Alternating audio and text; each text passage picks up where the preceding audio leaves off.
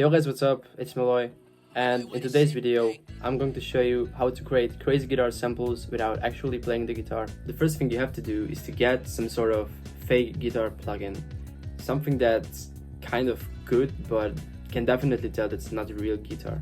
In this video I'm going to use Contact 7 and I'm going to use this Session Guitarist Electric Vintage pack, and this pack has got a lot of sounds, and whatever sounds got melody in their name, they can be played as like piano or something like that. So let's see, we can load up this one and I can actually play around with it just like that. In making a guitar loop, I think the hardest part is to develop a main chord progression. If you're using a plugin like this, you don't have to know finger shapes. You can just click the notes in and eventually you can add some sort of guitar recordings to your loop. That's what we are going to do in this video. But to develop the start of our loop, we are going to use a VST.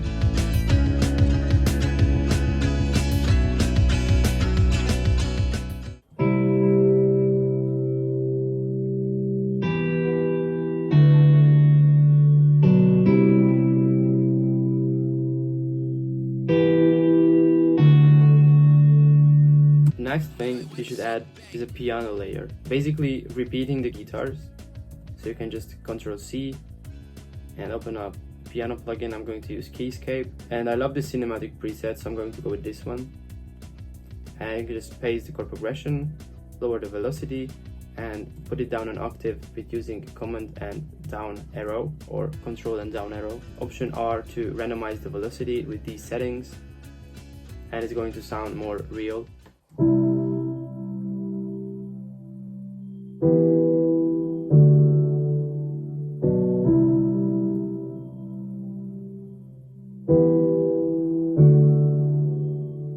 I'm going to raise the BPM to like 160, 170. Another thing that I always do when I'm making these fake guitar melodies is to select this muted melody version, copy the chord progression, paste it and hit Shift and D, so you shorten all of the notes, and then you can just do Command B, keep doubling them, and this is going to create a great additional effect to the loop.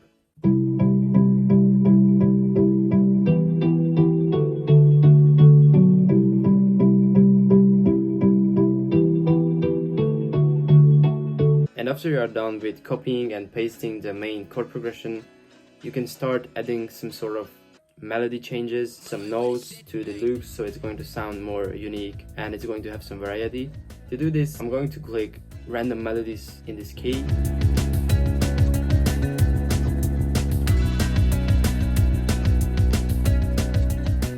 For example, I just clicked in some notes and I got this as an additional melody layer.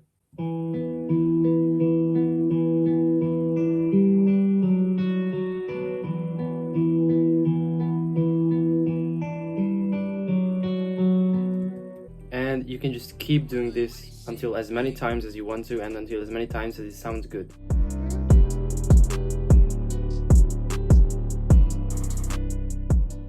And with this layer I basically just follow the chord progressions notes with some tweaks, but it's really simple and it adds some variety and some sort of feel to the main melody.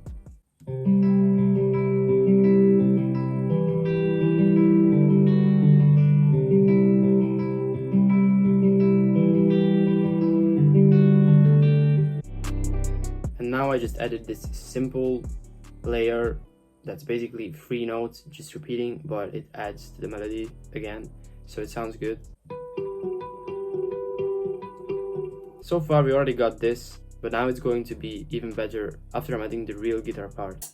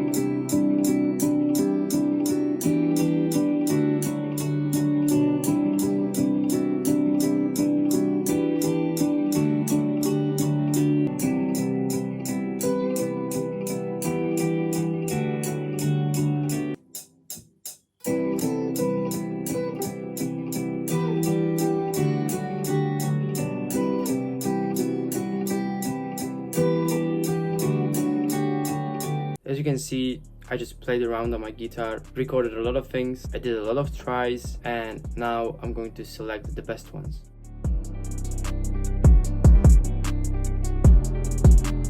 Malloy, why this shit bang?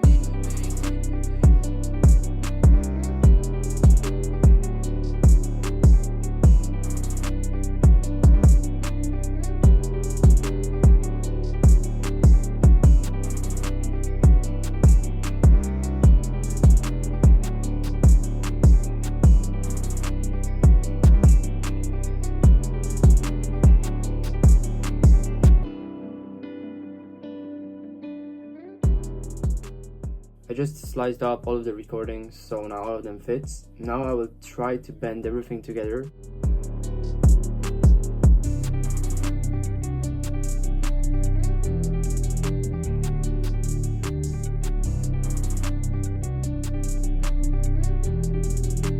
Malloy, why this shit bang?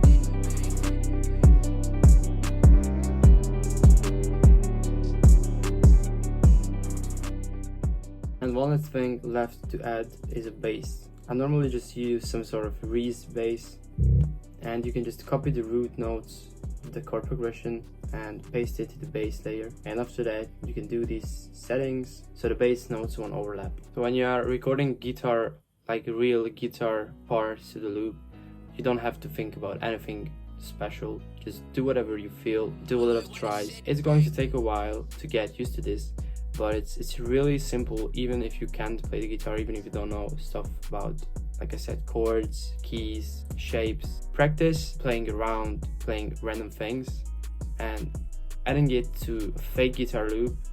It will make it sound realistic, and it will make it sound it was recorded on a guitar and make it sound good. And the last thing before exporting the loop is to structure it, so when other producers are going to touch it, the track stems or the loop stems are included in the file itself. So the producer just have to cut it, and it will make the producer's life simple, because you know, loops like this will have a lot of layers, and it can get annoying and it can get weird going through them. But if your structuring is good, then it's going to be easy for the producer to go through it. This is how the loop sounds.